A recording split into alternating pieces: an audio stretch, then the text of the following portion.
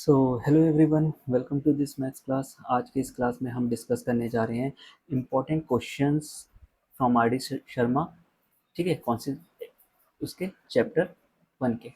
ठीक है, तो ये जो क्वेश्चंस हैं काफ़ी इम्पोर्टेंट क्वेश्चंस हैं आर डी शर्मा के।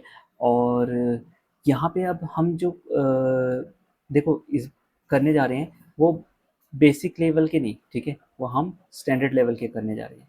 ठीक है, बट अब जो पेपर आ रहा है वो बेसिक वाला ज़्यादा बेसिक नहीं आ रहा, वो कैसा आ रहा है, वो मॉडरेट आ रहा है। ठीक है, मॉडरेट लेवल का आ रहा है।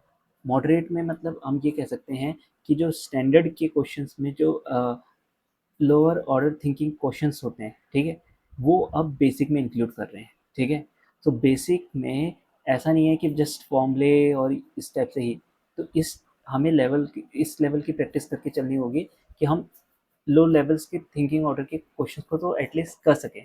ठीक है, बेसिक में भी। सो ये होना चाहिए पैटर्न बेसिक का। स्टैंडर्ड वालों का क्या होना चाहिए, लो लेवल तो होना ही चाहिए। इसी के तरीके से high level order thinking questions भी क्या होने चाहिए, अटेम्प्ट करने आने चाहिए। ठीक है, सो हम जो अब करेंगे वो दोनों के दोनों कंबाइन होगा, low level plus high level. So हमारे पास इधर पे फर्स्ट क्वेश्चन, और ये चीज़ ध्यान देना, जैसे हमारे पास जो ये क्वेश्चंस हैं ये CBSE टू 2024 में आ रखा है। और ये जो टाइप के क्वेश्चंस हैं ये आपको एनसीईआरटी में नहीं दिखेंगे। ठीक है, एनसीईआरटी में इस टाइप के क्वेश्चंस नहीं हैं, ये ध्यान देना। ठीक है, सो एनसीईआरटी में नहीं है बट ये सीबीएसई में आते हैं। सो यही एक ड्रॉबैक है एनसीईआरटी बुक्स का, कि उसमें जो क्वेश्चंस हैं और जो सीबीएसई में आते हैं क्वेश्चंस, वो लेवल्स में बहुत ज़्यादा डिफरेंस है। ठीक है, सो इस लेवल की प्रैक्टिस के लिए तुम्हें आर डी शर्मा, ठीक है, आर डी शर्मा हो गया या आर एस अग्रवाल हो गया। ठीक है, ये बुक्स को, क्वेश्चंस को हमें क्या करना होगा, सॉल्व करना होगा, तभी हम इस लेवल के क्वेश्चंस को इजीली अटेम्प्ट कर सकेंगे। ठीक है, जो पेपर में आ रहे हैं। अब देखो हमारे पास यहाँ पे फर्स्ट क्वेश्चन दे रखा है, find the value of X Y Z and W in the following factor tree. ठीक है, तो ये फैक्टर ट्री होता क्या है, जो हम प्राइम फैक्टराइजेशन करते हैं उसी को ही एक ट्री फॉर्म में कन्वर्ट कर देते हैं, तो वो क्या बन जाता है, फैक्टर ट्री। जहाँ पे इधर साइड जो, यहाँ पे साइड जो जितने भी नंबर्स हैं ये सब क्या है, प्राइम नंबर्स हैं। ठीक है, ये सब क्या है, प्राइम नंबर्स हैं। तो अब जो जैसे सपोज कर लो 30 को अगर हम करते हैं, सो 2 15 ज़ा, फिर 3 5 ज़ा, फिर 5 1 ज़ा। ठीक है, सो यहाँ पे हम देख रहे हैं 3 इंटू 5 15, फिर 15 इंटू 2 30। ठीक है, सो यही पैटर्न यहाँ पे भी है। सो जो W है, W वो क्या होगा, 13 इंटू 7। सो 13 इंटू 7 91। ठीक है, ये आ गया क्या, W। Z की बात करें तो Z क्या होगा, 3 और W का मल्टीप्लाई। तो Z जो है वो आ जाएगा 3 इंटू डब्ल्यू, यानी कि 3 इंटू 91, और ये कितना आ जाएगा, 273। ठीक है, 3 वन से 3, 3 नाइन से 27। सो ये आ गया क्या, Z कितना आ गया, 273। अब एक बार ये भी चेक कर लेते हैं क्या 819, ठीक है, 819 3 इंटू 273 के इक्वल है। तो 3 3 ज़ा 9, 3 7 ज़ा 21, 2 3 2 ज़ा 6 7 8, तो 819 और 819, यस। तो हम इसका मतलब सही जा रहे हैं। सो वाई क्या होगा, वाई होगा 2 इंटू 819। सो ये कितना आ जाएगा, 9 2 ज़ा 18, 2 3 1 ज़ा 3, 2 ज़ा 2 3, 8 2 ज़ा 16, 130, 1638। सो ये क्या आ गया, वाई 1638। अब एक्स जो है वो क्या होगा, एक्स किसके इक्वल हो जाएगा, एक्स इक्वल हो जाएगा 2 into 1638।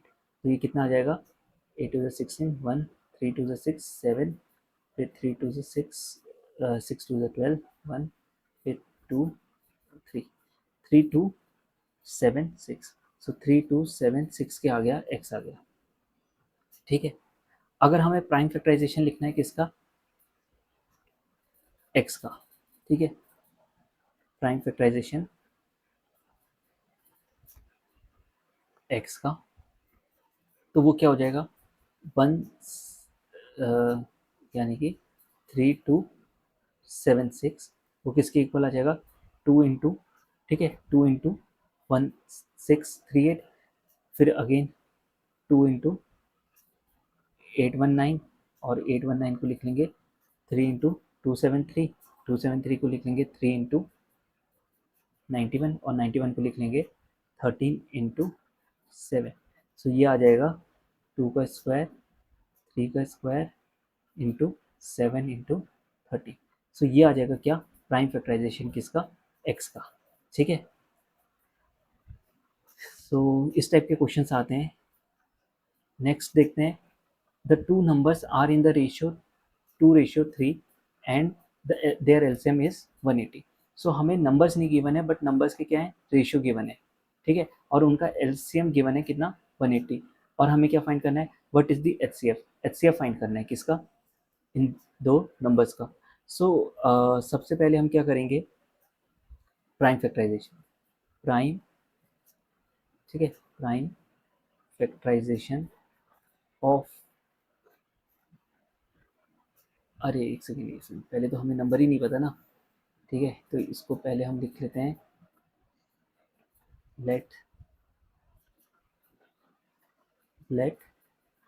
The two numbers be, वो हम मान लेते हैं एक 2x और दूसरे को मान लेते हैं 3x, ठीक है। जहाँ पे x क्या होगा, अब एक चीज़ ध्यान देना, यहाँ पे जो x है वो या तो प्राइम हो सकता है या फिर वो कोई कॉम्पोजिट नंबर होगा, ठीक है, प्राइम हो सकता है या कॉम्पोजिट नंबर, ठीक है। अगर हम इसका प्राइम फैक्टराइजेशन निकालें, प्राइम फैक्टराइजेशन, ठीक है, ऑफ 2x, देखो x आ गया तो इसका ये मतलब नहीं है कि ये नंबर नहीं है, ये भी कोई ना कोई x क्या है, नंबर होगा, नंबर को नंबर से मल्टीप्लाई करेंगे, अगेन एक नंबर मिलेगा, ठीक है, चाहे वो प्राइम हो या कंपोजिट हो, तो उनका क्या कर सकते हैं, प्राइम फैक्टराइजेशन निकाल सकते हैं। सो प्राइम फैक्टराइजेशन अगर हम 2x का निकालें तो वो क्या होगा, 2 इंटू एक्स, ठीक है। अब यहाँ पे x कंपोजिट होगा तो अगेन उसको भी प्राइम फैक्टराइज में लिख सकते हैं, ठीक है। तो अभी हमें x पता नहीं है ना, तो हम यही इसका क्या बन जाएगा, प्राइम फैक्टराइजेशन बन जाएगा। सेम वे में प्राइम फैक्टराइजेशन ऑफ 3x निकालेंगे तो वो कितना आ जाएगा, 3 इंटू एक्स आ जाएगा, और हमें एलसीएम गिवन है दैट इज 180।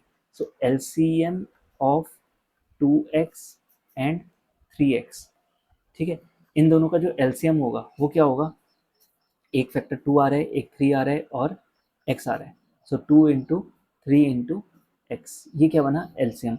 बट हमें एलसीएम कितना गिवन था, एलसीएम गिवन है 180, तो ये किसके इक्वल है, 180 के, 3 टू ज़ा 6, 6x किसके इक्वल है, 180 के, सो x आ जाएगा कितना, 180 अपॉन 6, सो 2 6 3 ज़ा 18 एंड 0, सो x की वैल्यू कितनी आ गई, 30, x कितना आ गया, 30। अब x आ गया हमारे पास 30, दैट मीन्स अब क्या कर सकते हैं आप, देखो यहाँ से अब वेज हमारे पास आ गए, ठीक है, यहाँ से अब क्वेश्चन को सॉल्व करने के हमारे पास 2-3 वेज हैं। पहला वे है कि हम क्या करें, एलसीएम हमें पता है, ठीक है, एचसीएफ हमें फाइंड करना है, और वो जो दो नंबर्स हैं उनका प्रोडक्ट हम निकाल सकते हैं यहाँ से, ये ए हो जाएगा, ये बी हो जाएगा, ठीक है, इन दोनों को मल्टीप्लाई करके और x की वैल्यू पुट करके यहाँ से एच सी एफ फाइंड कर सकते हैं। अदरवाइज हम ए और बी को हम फाइंड कर लेते हैं यहाँ पे वैल्यू पुट करके, फिर उसके बाद एच सी एफ फाइंड कर लेते हैं, ठीक है। एच सी एफ फाइंड करने के लिए प्राइम फैक्टराइजेशन हमें गिवन है, इस टाइप से हम सॉल्व कर सकते हैं। नेक्स्ट आता है कि हम जो मेथड हमारे पास 2x और 3x है उसी का ही यूज़ करते हुए हम क्या कर लें, एच सी एफ फाइंड कर लें, ठीक है, और ये इसमें से सबसे बेस्ट मेथड रहेगा, क्यों, क्योंकि शॉर्ट है, ठीक है। तो यहाँ पे हम क्या करेंगे, H C F of 2x, क्योंकि देखो नंबर में तो चेंज नहीं है ना, नंबर तो यही है ना, एक 2x है एक 3x है, so H C F of 2x and 3x, अगर हम इन दोनों का एच सी एफ निकालें तो वो क्या होगा, वो होगा, देखो एच सी एफ में क्या होता है, कॉमन फैक्टर, ठीक है। अब यहाँ पे कॉमन हमें कौन सा दिख रहा है, यहाँ पे कॉमन हमें दिख रहा है x, दोनों में x आ रहा है, so H C F of 2x and 3x is x, ठीक है, एच सी एफ क्या आ जाएगा, x, that is 30, so HCF कितना आ जाएगा, HCF of these number will be 30, कितना आ जाएगा 30, ठीक है। सो इस तरीके से हम इस क्वेश्चन को सॉल्व कर सकते हैं।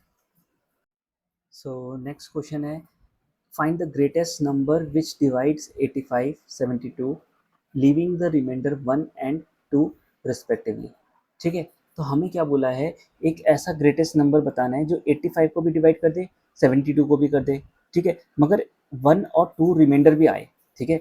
यानी कि कुछ इस टाइप से x कोई एक नंबर है जो 85 को डिवाइड कर रहा है बट रिमाइंडर क्या आ रहा है 1 आ रहा है, और वही x अगर हम 72 को डिवाइड कर रहे हैं तो रिमाइंडर हमारे पास क्या आ रहा है 2 आ रहा है। अब 1 और रिमाइंडर 2 आ रहा है, ठीक है। तो वो जो x नंबर है वो क्या होगा, ठीक है। तो यानी कि अगर हम इसमें से 85 में से 1 हटा दें तो 80, यानी कि वो नंबर जो है 80 को तो पूरा पूरा डिवाइड कर रहा है ना, 81 को नहीं कर पा रहा है। 80 सॉरी 85 था ना, ये 84, 84 को तो पूरा पूरा डिवाइड कर रहा है बट 85 को करने में उसके पास रिमाइंडर क्या आ जा रहा है 1 आ जा रहा है। इसी तरीके से 72, 72 में अगर हम x को देखें वो 70 को तो अच्छे से डिवाइड कर रहा है, पर जैसे 72 आ रहा है तो वो रिमाइंडर क्या दे दे रहा है 2 दे दे रहा है। सो x जो है वो क्या कर रहा है 70 और 84 दोनों को तो अच्छे से डिवाइड कर रहा है, तो दैट मीन्स ये इन दोनों का क्या है, इन दोनों का HCF है, ठीक है। यही तो हम करते थे। सो अब यहाँ पे हम क्या बोलेंगे, the greatest number, the greatest number which divides which divides 85 and 72 leaving remainder, leaving remainder 1 and 2 is the HCF of 85 minus 1 84 and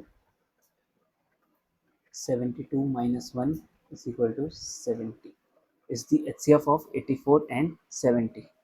Now prime factorization, हमने यही मेथड पढ़ा है ना, ठीक है। प्राइम फैक्टराइजेशन ऑफ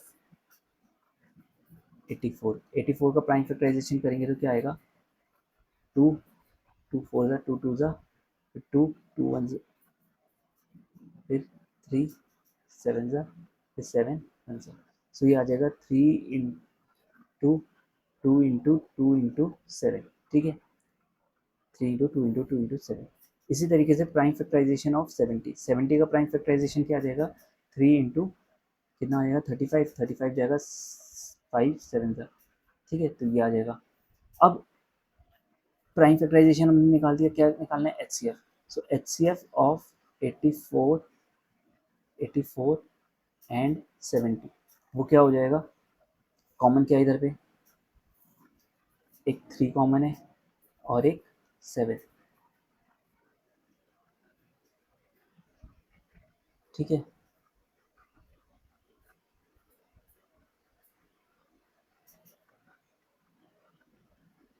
कुछ गड़बड़ कर दी क्या, अरे यार ये 3 से होना जाएगा, ये 2 से जाएगा, ठीक है 35, ठीक है। तो कॉमन क्या है 2 है और, ठीक है थोड़ा सा ये गलत हो गया, इसको सही कर लेते हैं।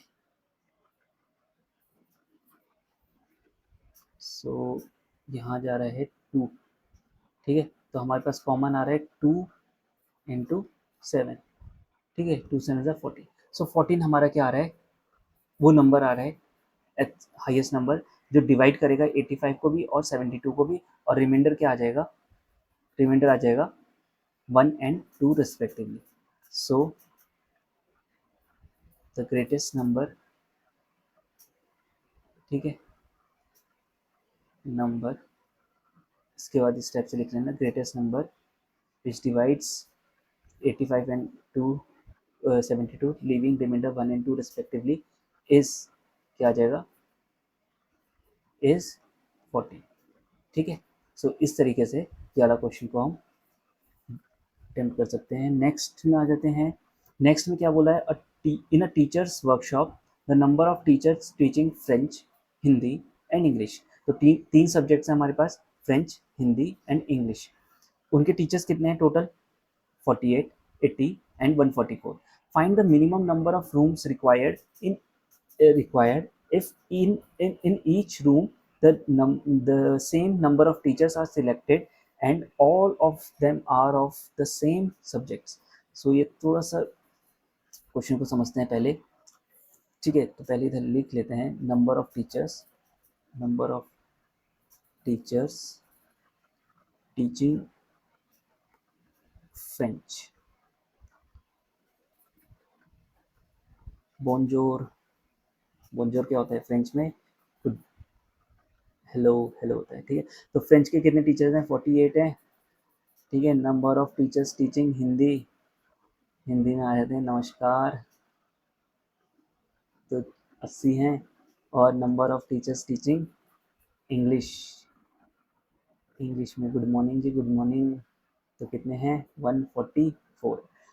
सो ये आ गया हमारे पास फ्रेंच के टीचर्स इस टाइप से, ठीक है। तो हमारे पास क्या बोला है कि कुछ हमारे मिनिमम रूम्स बताओ, ठीक है। इस मिनिमम रूम्स में सपोज कर लो ये कुछ रूम्स हैं, इस मिनिमम रूम्स में if each room the same number of teachers are selected, ठीक है। तो यहाँ पे अगर x है तो यहाँ पे भी x है, यहाँ पे भी x है, यहाँ पे भी x, यहाँ पे भी x, यहाँ पे सब जगह क्या है, x है। And all of them are of same subject. अब ये सेम सब्जेक्ट के भी होने चाहिए। अगर यहाँ फ्रेंच है, ठीक है, और यहाँ फ्रेंच है, तो ये दोनों पूरा का पूरा रूम में जो जितने भी टीचर्स हैं वो फ्रेंच के होने चाहिए। अगर यहाँ हिंदी है, ठीक है, यहाँ इंग्लिश है, तो पूरे के पूरे रूम में क्या होने चाहिए, इंग्लिश, हिंदी, इस टाइप से क्या होने चाहिए, टीचर्स होने चाहिए। अब ये चीज़ समझ में आई, तो इसके बाद आगे क्वेश्चन को अटेम्प्ट देखते हैं। क्या बोला है कि अब हमें क्या निकालना है, मिनिमम नंबर ऑफ रूम्स, ठीक है। तो मिनिमम नंबर ऑफ रूम्स हम क्या देख रहे हैं कि पहले तो हमने क्या किया, सारे के सारे उसमें टीचर्स को इक्वल रखा है, ठीक है। तो यहाँ पे हम देख रहे हैं कि जो रूम्स में टीचर्स आ रहे हैं, ठीक है, वो क्या है, वो इन सब के क्या है, जितने पहले तो हम ये देखेंगे कि इंग्लिश, हिंदी और फ्रेंच, ठीक है, इन सब से कितने कितने मिनिमम रूम्स बन सकते हैं, ठीक है। अगर सपोज कर लो, देखो यहाँ पे हमें दिख रहा है ये इवन है, ये इवन है, ये इवन है, तीनों के तीनों इवन है। तो हम बोलते हैं चलो सपोज कर लो 2 रूम्स बना रहे हैं, 2 टीचर्स के, ठीक है। हर एक उसमें कितने हैं, 2 टीचर्स हैं, 2 टीचर्स हैं। अगर 2 टीचर्स रख रहे हैं हम, तो हमारे पास फ्रेंच के कितने रूम्स बनेंगे, 48 के हिसाब से, 48 के हिसाब से बनेंगे 24। इसी तरीके से हिंदी के कितने बन जाएंगे रूम्स, 40, ठीक है। और इंग्लिश के 144 के कितने बन जाएंगे, 72। बट हमें ये नहीं बोला है, ठीक है, ये मत कर देना। ये तो हम समझ रहे हैं कि अगर हमारे पास दो टीचर्स को रखते हैं हम, ठीक है, तो हमारे पास इंग्लिश के फ्रेंच के हमारे पास 42 रूम्स 24 रूम्स बन रहे हैं। अब इस 24 रूम्स में 2 टीचर्स हैं और दोनों के दोनों क्या हैं, फ्रेंच के टीचर्स हैं, ठीक है। तो टोटल हमारे पास 24 रूम्स बन गए किसके, फ्रेंच के। इसी तरीके से 40 बन गए किसके, हिंदी के, और 72 बन गए किसके, इंग्लिश के। सो टोटल हम कर लेंगे तो ये आ जाएगा 136, ठीक है। तो हमें ये चीज़ नहीं बोला है, हमें ये नहीं बोला है, ठीक है। हम इसको इस तरीके से समझ रहे हैं। तो ये चीज़ समझ में आ गया कि एक ऐसा नंबर जो इसको भी डिवाइड कर दे, 48 को भी, 80 को भी और 144 को भी, तो वो कौन सा नंबर हो सकता है, वो नंबर हो सकता है HCF, ठीक है। सो सबसे पहले हम निकालते हैं प्राइम फैक्टराइजेशन कर लेते हैं, प्राइम फैक्टराइजेशन ऑफ 48, ठीक है। 48 का प्राइम फैक्टराइजेशन करेंगे तो वो कितना आ जाएगा, ठीक है, ये आ जाएगा 2 2 ज़ा 2 4 ज़ा 2 12, फिर 2 2 और 3, ठीक है। तो ये आ जाएगा 2 इंटू 2 इंटू 2 इंटू 2 इंटू 3। सो इसको लिख लेंगे 2 की पावर 4 इंटू 3। इसी तरीके से प्राइम फैक्टराइजेशन ऑफ 80, 80 का प्राइम फैक्टराइजेशन क्या आ जाएगा, 2 इंटू 2 इंटू 2, ठीक है। 2 2 ज़ा 4, 4 2 ज़ा 8, 8 इंटू 10 के लिए 2 इंटू 5। सो ये आ जाएगा 2 की पावर 4 इंटू 5। इसी तरीके से प्राइम फैक्टराइजेशन ऑफ 144, 144 को हम लिख लेते हैं 12 इंटू 12, और 12 का प्राइम फैक्टराइजेशन आ जाता है 2 इंटू 3, और इस 12 का भी हो जाएगा 2 इंटू 3, ठीक है। सो ओवरऑल बन जाएगा 2, 1 2 3 4, 2 की पावर 4 इंटू 3 की पावर 2। अब यहाँ पे अगर हम HCF निकालें, HCF ऑफ 48, 80 एंड 144, तो वो कितना आ जाएगा, वो आ जाएगा, देखो क्या है इधर पे, इधर पे आ रहा है 2 की पावर 4, इधर भी 2 की पावर 4, इधर भी 2 की पावर 4, यहाँ 3 है, यहाँ नहीं है, यहाँ 5 है, यहाँ नहीं है कहीं भी, ठीक है। तो यहाँ पे क्या दिख रहा है हमें, सिर्फ एक 2 की पावर 4 ही क्या है, सब में कॉमन आ रहा है। सो 2 की पावर 4 यानी कि 16 टीचर्स होने चाहिए in each room. This implies 16 teachers should be there in each room, ठीक है। अब हर एक रूम में 16 टीचर होने चाहिए। तो अब English number of teachers, number of rooms for French, अगर हम फ्रेंच के लिए नंबर ऑफ रूम्स निकालें तो टोटल कितने थे, 48 टीचर्स थे, ठीक है। हर एक में 16 जा रहे हैं, तो कितने बनेंगे, 4 रूम बनेंगे, ठीक है। इसी तरीके से number of rooms for Hindi, Hindi के लिए कितने हो जाएंगे, हिंदी के लिए हमारे पास टोटल 80 टीचर्स थे, 16 हर एक में जाएंगे, तो 5 रूम्स बन जाएंगे। सो इसी तरीके से number of rooms for English, English के लिए कितने हो जाएंगे, 144/16, तो ये कितना आ जाएगा, 12 इंटू 12/16 को लिख लेते हैं 4 इंटू 4, सो 4 3 ज़ा 12, 4 3 ज़ा 12, सो ये आ जाएगा 3 3 ज़ा 9 रूम्स। देखो इस तरीके से तुम्हें कैलकुलेशन करनी आनी चाहिए, ठीक है, ये स्मार्ट वे में। अभी इस ये कैसे किया मैंने, क्योंकि ये जो 144 है ये किसका 12 का स्क्वायर है, तो उसको 12 इंटू 12 कर लिया, ठीक है। इस तरीके से स्क्वायर्स याद होने चाहिए, तो इजी हो जाता है क्वेश्चन को सॉल्व करना। So total number of rooms, तो टोटल नंबर ऑफ रूम्स वो कितने हो जाएंगे, 4 + 5 + 9, 4 + 5 9, 9 + 9 18, सो 18 रूम्स हमारे पास होने चाहिए टोटल, ठीक है। तब हम उसमें इक्वल नंबर ऑफ टीचर्स और ईच सब्जेक्ट के भी क्या हों, सेम होंगे, तो इस तरीके से हम रख सकते हैं। नेक्स्ट क्वेश्चन आ जाता है 3 बेल्स, ठीक है, rings eight intervals of 6, 12 and 18, तो 3 बेल हैं, ठीक है, वो 6 मिनट, 12 मिनट और 18 मिनट बाद क्या कर रहे हैं, बज रहे हैं। If all the 3 bells rang at 6 AM, तो 6 बजे तो वो सब बजे थे। अब 6 बजे सब एक साथ बजे, उसके बाद when will they ring together again, अब वो वापस से कब एक साथ बजेंगे। सो इसके लिए हम क्या कर रहे हैं, जैसे अगर हम देख रहे हैं 6 बजे, ठीक है, 6 AM में हमने देखा कि एक बेल बजा, दूसरा भी बजा और तीसरा भी बजा, ठीक है, तीनों के तीनों बजे, और तीनों क्या है, एक 6 मिनट बाद, तो ये 6 के बाद कब बजेगा, 12 में, 12 मिनट बाद तो ये भी बजना था, पर ये दोनों बज रहे हैं पर तीसरा नहीं बज रहा। अब ये 12 के बाद नेक्स्ट कब बजेगा, 24 में, ठीक है, और ये भी नहीं बज रहा है 24 में, तो 18 के बाद ये 36 में, ठीक है। अब 12 के बाद ये क्या कब होगा, 6 और कर लो तो 18 में ये नहीं हो रहा, ठीक है, ये 24 में हो रहा है, ठीक है। तो इस तरीके से क्या है, ये नेक्स्ट क्या होगा, इस तरीके से 24 के बाद 12 और कर लो 36 में ये दोनों बज रहे हैं पर ये नहीं बज रहा है। अब ये नेक्स्ट कब बजेगा, 6 और कर लो 24, फिर 6 और कर लो, ठीक है। इस तरीके से हम क्या करेंगे, समझ रहे हैं कि कब एक साथ ये बज सकते हैं, ठीक है। पर जब भी ये एक साथ बजेंगे, ठीक है, वो हम ये देख रहे हैं, अगर सपोज कर लो ये 24 में बजते हैं या 36 में बजते हैं, ये चलो 24, ठीक है, क्योंकि 36 इसका आंसर है। हाँ हाँ, तो देखो 24 में अगर ये बजते हैं, तो ये भी 24 होगा, ये भी 24 होगा, ये भी 24 होगा, और ये क्या चल रहे थे, मल्टीपल्स चल रहे थे, मल्टीपल चल रहे हैं ना, ये 6 का मल्टीपल है, ये 12 का मल्टीपल, ये 8 का मल्टीपल, तो यानी कि इन तीनों का एक कॉमन मल्टीपल होगा,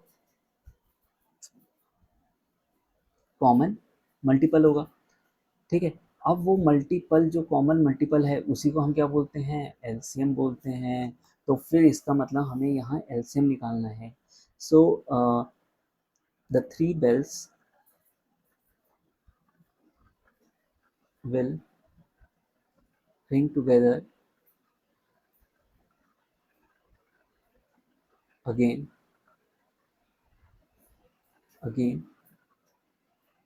is the LCM of 6, 12 and 18. So LCM के लिए फिर से प्राइम फैक्टराइजेशन ऑफ किसका, 6 का, क्या आ जाएगा 2 इंटू 3। इसी तरीके से प्राइम फैक्टराइजेशन ऑफ 12 का prime factorization 2 into 3। Prime factorization of 18 का क्या हो जाएगा 2 इंटू 3। अब यहाँ पे एलसीएम ऑफ 6, 12 एंड 18। तो एलसीएम कितना हो जाएगा, तो यहाँ पे हम देख रहे हैं 2 टू टू का मैक्सिमम कितने बार आ रहा है, यहाँ पे आ रहा है 2 बार। सो 2 की पावर 2, 3 यहाँ भी आ रहे हैं, यहाँ भी आ रहे हैं, यहाँ भी आ रहे हैं, और तीनों में मैक्सिमम कितने बार आ रहे हैं, 2 बार यहाँ पे आ रहे हैं, तो 3 की पावर 2। सो एलसीएम आ जाएगा 2 की पावर 2 4, 3 की पावर 2 9, 4 9 36, ठीक है। सो 36, सो इसका मतलब after 36 minute all the 3 bells will ring together, that is 6:36 am, that is at 6:36 am। 6:36 am में तीनों के तीनों बेल क्या करेंगे, आपस में फिर से रिंग करेंगे, ठीक है। सो